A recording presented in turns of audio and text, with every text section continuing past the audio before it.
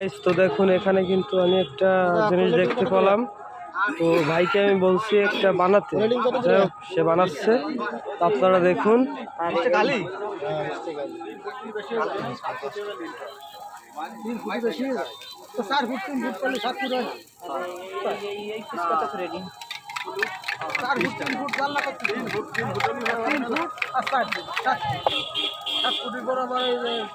তিন ফুটের তো এক ইট কম রাখতে হবে অথবা 2 ইট কম রাখতে হবে। ওই জায়গায় আবার একটা ঢালাই হবে, আবার এই যে সামনে একটা ডাল না তুমি তো চলে যে রড দিতে হবে না, ঢালাই নিতে হবে।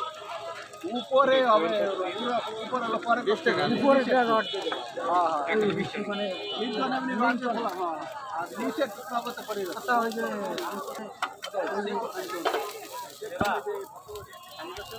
কয় টাকা ভাই? 30 টাকা।